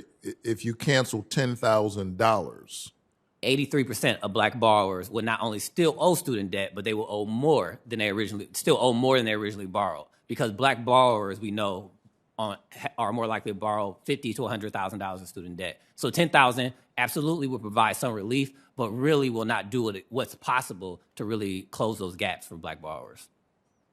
thank you, and that makes sense because if you have a student loan, by definition, your family does not have wealth in the first place. I know that when I entered college, my family's income was equal to the tuition, room, and board at Morehouse. That's why the majority of loans are held by those with no household wealth at all. It's also why 86% of black students take out federal student loans to attend college compared to 68% of white students. 20 years down the road, you see the huge difference. Mr. Pearce, I've also heard criticisms that there would be a massive backlash to debt cancellation from folks who paid off their loans and folks who didn't go to college. Have you seen evidence to support this claim that there'd be this huge backlash? No, Senator. And in fact, polling that we released just this morning with Data for Progress finds the opposite is true. Large majorities, by a nearly 2-to-1 margin, support action by Joe Biden to cancel student debt, including 53% of people without debt and 57% of people that didn't go to college. And would folks who do not need student debt cancellation or who didn't attend college, would they also benefit from student debt cancellations? Absolutely. We would have a more robust and more vibrant economy. People would be able to buy goods and services, buy homes, move up in the world, and everybody benefits when people that have student debt now finally have financial freedom. Yeah. Well, thank you so much. I think that student debt cancellation is the right thing to do right now, and it's the smart thing to do. And it's just good public policy. Too many of our children have a mortgage before they have a mortgage. And it's a scar on the conscience of our country. Back to people showing. And I think it's actually holding our economy back. We need to increase home ownership, the entrepreneurial vision. And one thing we can do right now is cancel student debt in a way that will actually be significant and transformational. And I hope we can get this done sooner than later. Thank you so very much. Thanks, Senator Warnock. Senator Daines from Montana is recognized. Chairman, thank you. I'm going to cut to the chase. I believe President Biden's misguided student loan policies are simply unfair. Let's think about somebody who decided not to go to college. In fact, we're seeing more Americans deciding not to go to college, perhaps to go to trade schools, to find a trade that they can enjoy and immediately get a good paying job. What about those who worked around the clock to pay off their debts? Should these individuals be responsible for paying off the student loans for a lawyer or a lobbyist? The answer is no, they shouldn't. In fact, those who would actually benefit the most from Biden and the Democrat student loan policy are those who choose to pursue advanced degrees and are often making a high income already. What Biden and the Democrats are trying to do is push yet another one of these socialist schemes cooked up by the far left that will expand the government, balloon the deficit, worsen the already out-of-control inflation crisis that's hitting the pocketbooks of the American people and Montanans. It does nothing to address the root issue of ballooning tuition costs. Listen, I got a student loan. I've got a chemical engineering degree at Montana State University. I got a student loan. I paid it off. In fact, this may actually encourage colleges and universities to increase costs because, at some point they've got to be thinking to themselves, why not? The federal government will come right back and do it again. So turn to my questions. Dr. Mccloskey, it's a big deal when someone makes their final student loan payment, especially years after hard work. Is it fair for them and to them for the federal government to bail out somebody who knowingly took out student loans and accepted an obligation to repay them? I do think it's important to understand that the basic groundwork, the basic understanding of a loan is you will pay. Turn on your mic. I think that the baseline is when you take a loan, the expectation is you'll pay it off. And we have to remember that it's taxpayers who will end up paying the cost if these are not repaid, because having these debts repaid are built into the federal budget. There's an expectation that money will come in. And it is a major disincentive for people to look for the most efficient way to get the education, the skills and knowledge that they need. If they think, I can take a loan, I can buy more things at college that I like, and I won't be repaying it because the expectation is there'll be forgiveness. And it's important to understand there's actually research that shows, came out around 2015, I believe it's called College's Country Club, that other than people at the very top of academic levels, when they choose schools, choose it based on amenities. So it's not the academics, it's often the stuff, the social life and things like that go with college. So it's a very major concern when we don't have the people who are consuming the education be the ones who are primarily paying. And if we tell them we're going to forgive debt going forward, that is a great disincentive to think hard about what you're purchasing. So let's think about somebody who chooses not to go to college. What does a universal action like this mean for people who choose not to go to college?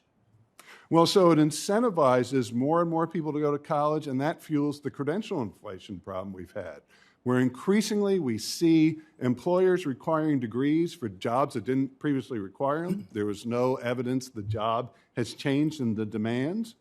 But you have this sort of very basic signal that may say somebody was able to finish what they started, but it's an extremely expensive way to get that signal, to go to college for 4 years to pay for it or to have taxpayers pay for it.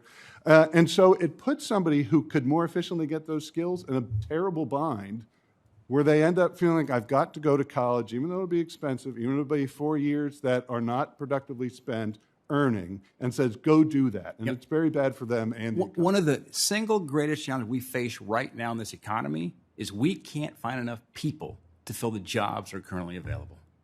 Mm-hmm. I remember the years I was going to college, I actively pursued finding summer work so I could pay to go to college. I couldn't quite get it all. I had to get a small student loan to make it all work. But I think this is yet one more incentive that keeps people from getting out there and getting back in the workplace by forgiving these loans. I think it's a fundamental fairness question as well. Dr. Mccloskey, have you studied the long-term impacts of student loan servicers exiting the federal loan servicing program since the payment pause was enacted during the pandemic? I have not studied that. What do you think the economic indicators need to be in order for the White House to end this moratorium? Any thoughts on that? Well, I think it's now time to end it. The idea of the moratorium was that when we were entering the pandemic, we were entering economic lockdowns, it made sense to say, we're heading for a very bad time economically. It makes sense to pause repayment on these loans. We exited that at the beginning of the first quarter of 2021, and still we have this freeze. This should have been ended a long time ago. All right, thank you. Senator Daines, thank you. Senator Cortez Masto is recognized from Nevada. Thank you, Mr. Chair. Thank you, the panel members, for being here. Mr. Pearce, as your testimony notes, recent Government Accountability Office report indicated approximately 94% of service members and civilian employees of the U.S. Department of Defense who previously applied for relief through the Public Service Loan Forgiveness Program have been denied. And then back in November of 2021, I because of this, wrote a letter to the Department of Education about their proposed changes to the PSLF program and the need for them to work to match data from the Defense Department to automatically count our military members' years in service towards the PSLF. I know you are tracking this data closely and the changes that are being made to the PSLF. What type of progress are we seeing on this, and do you have any concerns with what is happening so far? Thank you for raising this really important issue, Senator. We have been watching closely to see how our men and women in uniform benefit from this initiative the Biden administration has rolled out that does make this simple promise not just to teachers and nurses, but also to service members, that if they serve in the military or work in other public service for a decade, they have a right under federal law to have their debt canceled. And just 124 service members in the first decade in change of this program ever had their debts canceled. And the Biden administration has made some progress. A recent Washington Post report uncovered that about 1,500 service members have had their debt canceled, but that's out of hundreds of thousands of people that are potentially eligible. And as best as we can tell based on what's public, the government has yet to actually deliver on that promise to match data with the Department of Defense and to automatically cancel debt for every eligible service member.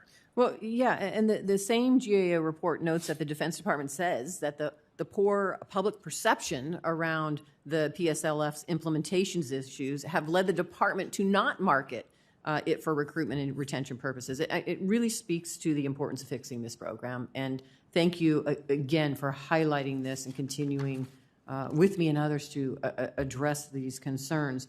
Let me jump to the panel in general on income-driven repayment communication. In March of this year, the GAO released a report that looked at the gaps in income-driven repayment plans.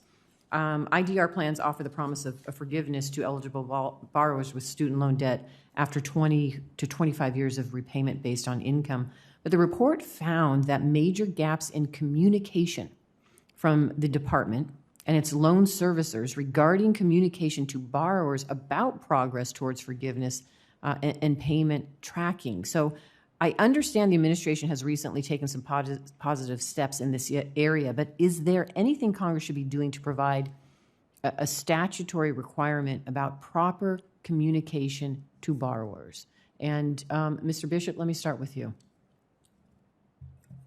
So I think when we think about the income-based repayment plans, we should understand that we're at the point now where we have tried several different types of plans. We are currently, as we speak, the Department of Ed is preparing to roll out another plan. And we have to really learn from the mistakes around not only miscommunication, but making plans that are just simply paperwork written and complicated. So as we're thinking about communication and how to make sure borrowers understand the options are there, we have to also make sure that the plans are actually designed in a way that are streamlined for borrowers to get the benefits that they deserve. So instead of waiting to the end of 10 or 20 to 25 years to offer benefits, that's something that can happen as borrowers are making progress, particularly our borrowers in the public service program. I think there's also an opportunity here for us to think about what stronger accountability policies can we have for loan servicers so that we are not waiting years and having to go through lawsuits to actually get any level of accountability for loan servicers who just simply aren't doing accurate information because it takes more time, and time for them is more money. Mr. Mccloskey? Yeah, I think that the most important thing going forward is to simplify income-driven repayment. There are multiple ways to enter income-driven repayment. It's very confusing what all the different programs are because you have pay, repay, IDR, IBR, lots of different acronyms that people are told. And it's because it's been an evolution simply over decades of always adding new programs instead of saying, wait a minute, this has become sort of an inscrutable mess to most people. Let's go to one income-driven repayment plan and make very clear what it is and who it applies to. The good news is we've moved away largely from FFEL. There's still a few FFEL debts left. The difference between FFEL and direct loans confused a lot of people with repayment. And so making it as simple as possible is key. Thank you. Mr. Pearce? I agree with everything that my colleagues both just said, but I would add one other point. It shouldn't require an act of Congress to fix this mess. Joe Biden has the ability to cancel student debt for everybody, but he can also rewrite the rules for these income-driven repayment plans so that we're just making a better deal for folks. If one option is the best option and the best option for everybody, we have simplified the student loan system, and we've managed to do that in a way that actually does uplift people's financial lives. Thank you. Thank you, Mr. Chair. Cortez Masto. We will begin a second round. I will ask a couple of questions, maybe not the whole 5 minutes, we'll see. This question for both Dr. Bishop and Mr. Pearce.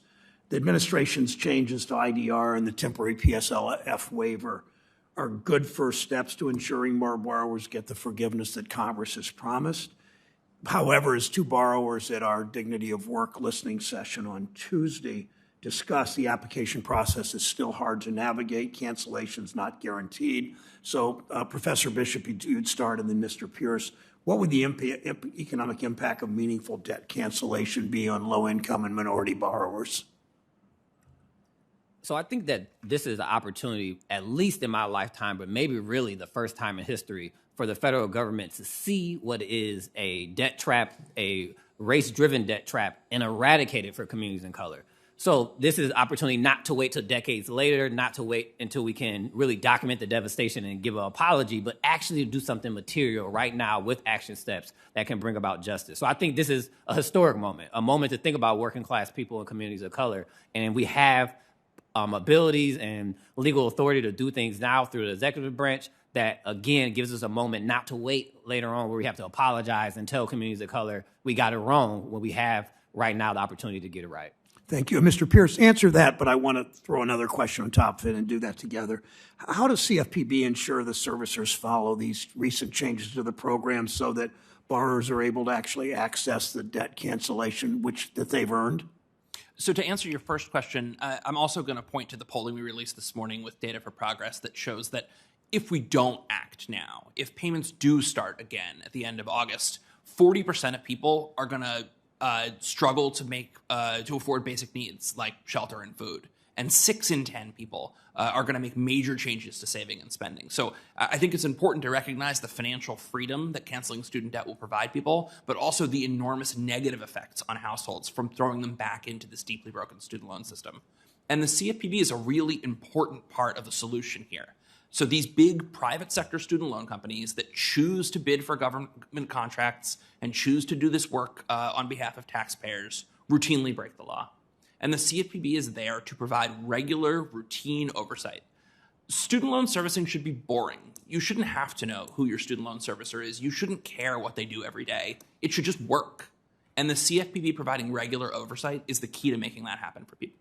So this is the CFPB communicating with the Department of Education, making sure they coordinate notifying borrowers who may have been high risk or been misled. Absolutely. Correct? Yeah. Okay. Thank you. Senator Toomey. Thanks, Mr. Chairman. Senator Tester made the point that college is just too expensive. And I have to say I agree with that. But I think we ought to be looking at one of the major drivers that we discussed a little bit earlier, government subsidy. This is not even controversial among economists, that the level of government subsidy is a big driver of the fact that higher education prices have escalated much faster than the general price level throughout the economy. Dr. Bishop made I think, a valid point, which was that we subsidize college education through our tax code because we allow people to save for college and the growth and the value of their savings is not taxed. That is true. Frankly, I'd support eliminating that. If we took the savings and used it to lower marginal tax rates across the board, that would be more fair. That would be non-discriminatory. That would be pro-growth. But the current policy is regressive in that sense. But what's amazing is loan cancellation is much more regressive. So let me ask a couple of questions of Dr. Mccloskey. First of all, let's just state the obvious here. What percentage of people who take on student debt are forced to do so versus what percentage voluntarily choose to borrow the money to pay for college? Well, it's difficult to say forced versus voluntary because some people may feel forced because student aid has fueled price increases. So it's, I think, legitimate to say we have a problem with student loans and lots of the other programs like you mentioned that put the thumb on the scale to consume higher education. Okay, but I have to disagree that it's hard to make this. Of course it's voluntary. Nobody is compelled to take out a student loan. People do it because they think it's in their interest to do so. Right. And it's a completely voluntary transaction.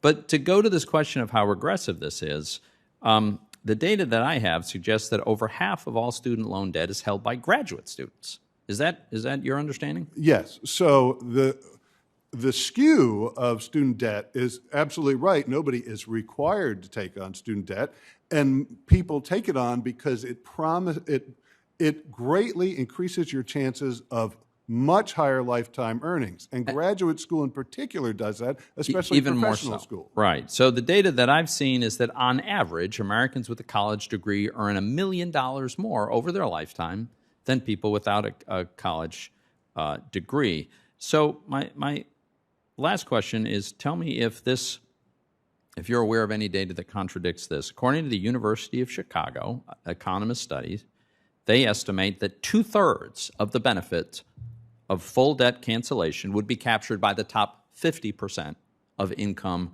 earners. The top 50% of income earners, those by definition are not extremely poor people.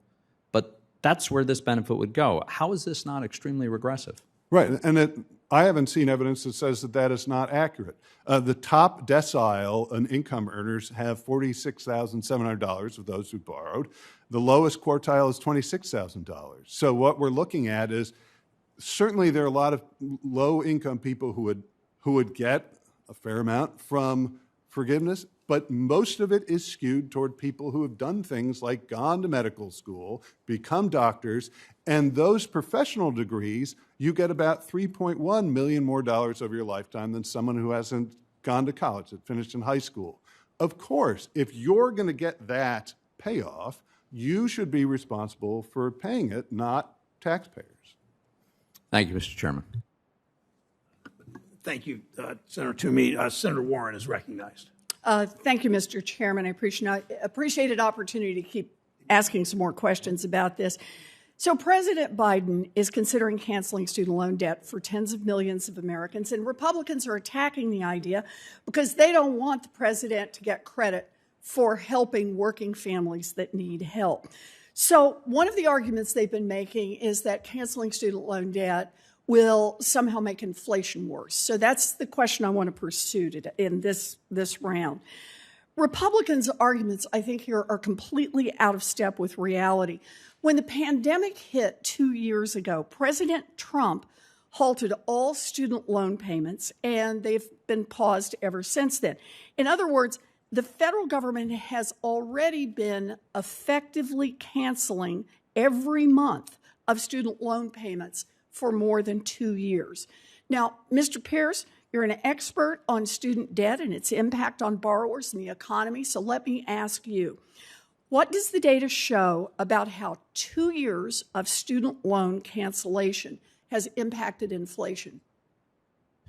Thank you for the question, Senator Warren.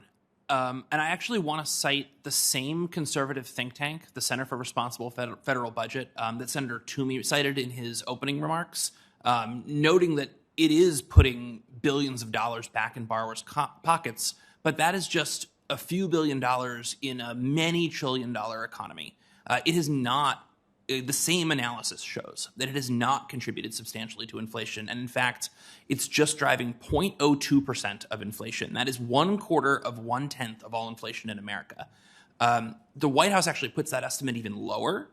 And 97% of all inflation is due to other causes, like the war in Ukraine, problems with the supply chain, and most importantly, greed by mega corporations that are profiteering off of the pandemic. Okay, so even the most conservative think tanks say about, is it 0.2% of inflation may have been affected. That's right. Let's unpack that a little bit.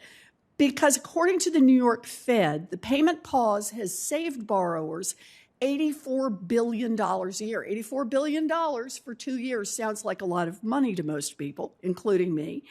And you're saying that even so, it only contributed 0.2 percentage point to the rate of inflation. So why is it that $84 billion a year isn't adding more inflation? That's because, and again, I'm citing a conservative think tank here.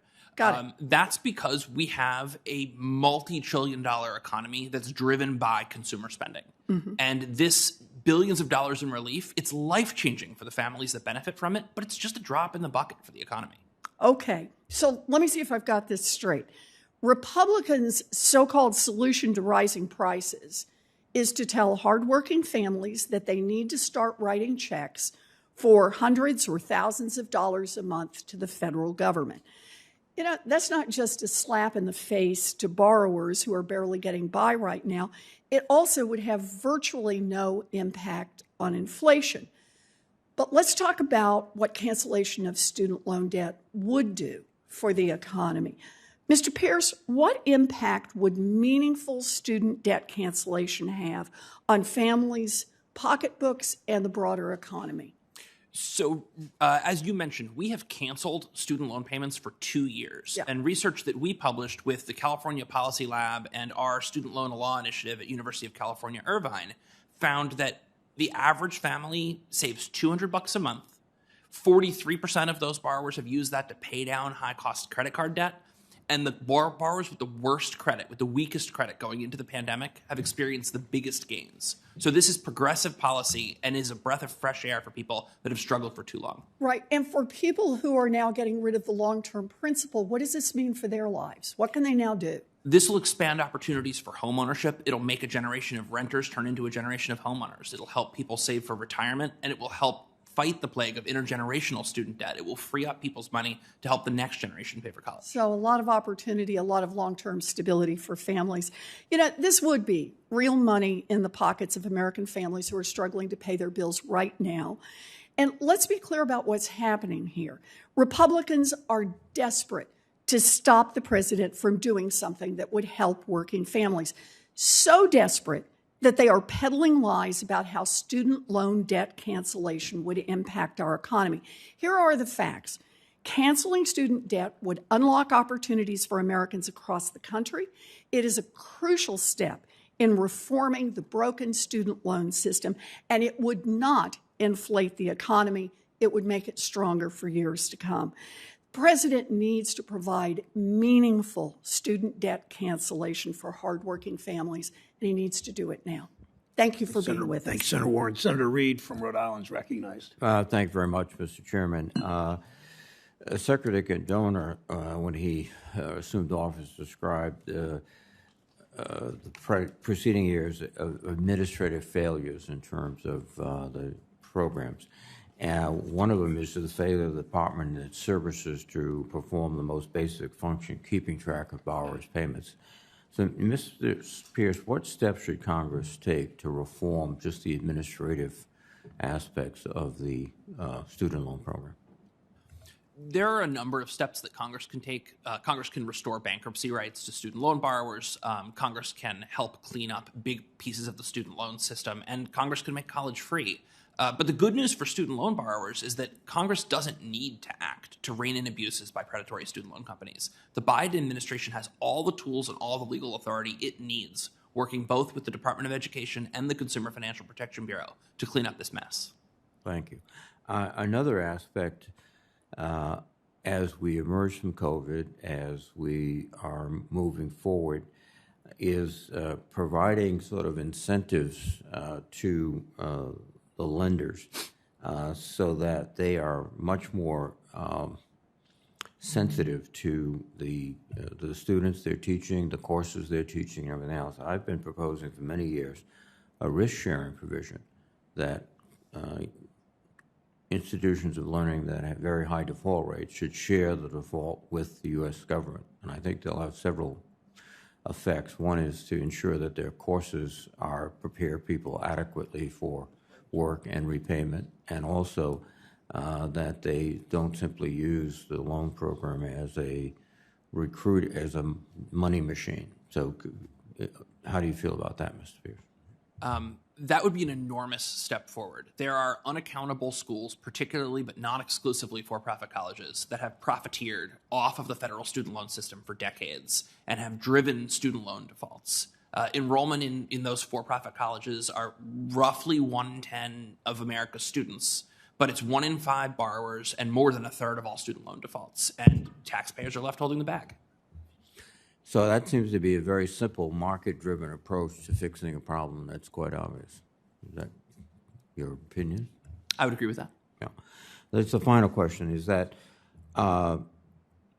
we are looking at cutting back on federal lending and federal support, which may in fact just drive people into the private sector. And as we've just talked about it, there are some activities from the private sector that are not particularly consumer friendly. Because we could creating a bigger problem, i.e. the need to borrow money for school will not go away. If the federal government leaves, now you're at the hands of private operators, some whom are very credible and very thoughtful, but many others who are looking at it strictly as a way to make money, not to enhance the productivity and the life of American people. Absolutely. And as I noted in my written testimony, there has been a number of scandals between Wall Street and Silicon Valley over the course of decades that show when students depend on the private sector as their sole source of financing in particular, things often go off the rails because these loans are designed to fail. We saw a decade ago with some of the collapses of the large for-profit colleges that they had designed their own private lending scheme and told investors that they expected 6 out of every 10 borrowers that took a private student loan to fail, but that was okay because as long as they could use those private loans to be able to get access to federal student loans, everyone would come out ahead, everyone but their students. Thank you very much. Thank you, Mr. Chairman. Senator Cortez Masto. Thank you. First of all, let me just say thank you for this great conversation today. This is the same debate that is happening in my state right now. And I think every question that has been asked by the senators and the comments, thank you. This is indicative of what we are dealing with. But to the panel members, and let me start with Mr. Pearce. I was listening to Senator Daines' comments because this is something I do here in my state. Is I paid for my student loans. I worked hard. I worked a second job. Mr. Mccloskey said people should be responsible. You take out a loan, you should be responsible. I did it. Why shouldn't everybody else have to do it and not get that forgiveness? What's your response to that? If you're talking to people in my state and across the country that feel the same way, what's the response to that and why there should be some sort of forgiveness? Thank you, Senator. And I think to start, student loans aren't like car loans and mortgages. And for millions of people that have these loans, the rules were rewritten after they took on these debts. For many people who have low incomes, they were told to raise their hand and take advantage of the options that their student loan servicer would tell them about. And when they picked up the phone and they called for help, they were misled. And as a result, their loan balances grew. The debts they owe now are far greater than when they first attended college. That is particularly true for Black borrowers. This is not just an issue about people getting free stuff from the government. This is about justice and it's about equity. And I don't think any place in America people believe that predatory lenders should be able to get off scot-free. In this case, the government is a predatory lender. Mr. Bishop?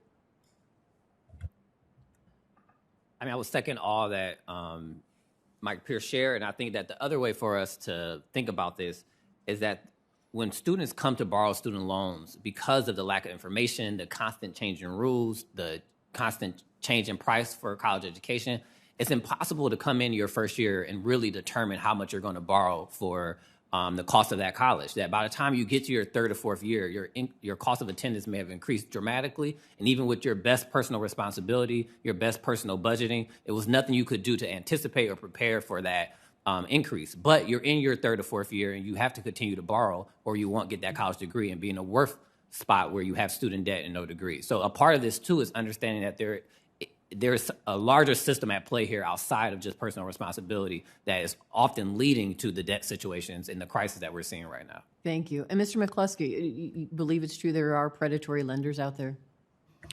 Well, at this point, the overwhelming lender is the federal government. Mm-hmm. There has been a problem in which federal loans will, if you want a federal loan, there's essentially no assessment of what it is you want to study, where you want to go study it. If this were a private loan, you probably wouldn't see that because there's risk to that lender. For the federal government, it's really risk to the taxpayer. So you might say that the federal government has been predatory, except that's not the goal. The goal has been to give people money to go to college, but we haven't looked at all the unintended consequences of that, which includes massive tuition inflation. It includes massive credential inflation. But what we have to remember, I think, is that ultimately left holding the bag are taxpayers who didn't have a say in any of those given loans. And as bad as the situation is with federal student aid and student loans, which I think need to be reformed, the reality is about 2/3 of American taxpayers don't have a bachelor's degree. And people who do have a bachelor's degree on average earn $1.2 million more over their lifetime than someone with just a high school diploma. If you go to professional school, you make $3.1 million more. Those people, the baseline should be they repay those taxpayers who had really no say in any given loan and really didn't have any direct say in how the system was set up. Let me tell you about an unintended consequence that I have concerns about. In the state of Nevada, we lack general practitioners, physicians. One of the things, as I've done my roundtable discussion with our doctors throughout the years, I have learned is that because the student loans are so high as a doctor, many graduate, don't become a general practitioner because it doesn't pay enough to be able to pay your student loans, so they go into specialty care. And so now we are seeing choices being made by individuals, particularly, this is true, listen, for attorneys and others, and I'm not defending, I'm only telling you what I am hearing, choices are being made when in actuality, it would be much better in my state to have more general practitioners, including in our rural communities. And we have incentivized in Congress the ability to get more doctors in our rural communities by waiving their debt. And so I do think there are unintended consequences that we have to be dealing with when we're talking about services to taxpayers that need it, particularly around healthcare and other needs. And I think this is a complex issue, but we should be thinking about all of the above as well. So I thank you again for the conversation. Thank you, Senator Cortez Masto. Thanks to the witnesses, all three of you, for providing testimony. I'd like to submit for the record testimony of Jonathan Hammond of Massachusetts, who took on student debt to attend a for-profit coding boot camp. Instead of learning useful skills, he got just stuck with the $10,000 loan without objection, so ordered. Also like to submit for the record the testimonies of Ray Pickett, Morgan Bailey, Emily Robinson, and Deborah Harberger. They were in our Dignity of Work listening session on Tuesday without objection. Their stories describing their struggle with student debt while raising families, going to school, serving the public are exactly the reason the administration should cancel a meaningful amount of student debt. They should be part of the official record of today's hearing. For senators who wish to submit questions to the three of you, those questions are due 1 week from today, Thursday the 12th. To the witnesses, please submit your answers to these questions for the record within 45 days of receipt. Thank you again. The committee is adjourned. See you. All right, see you.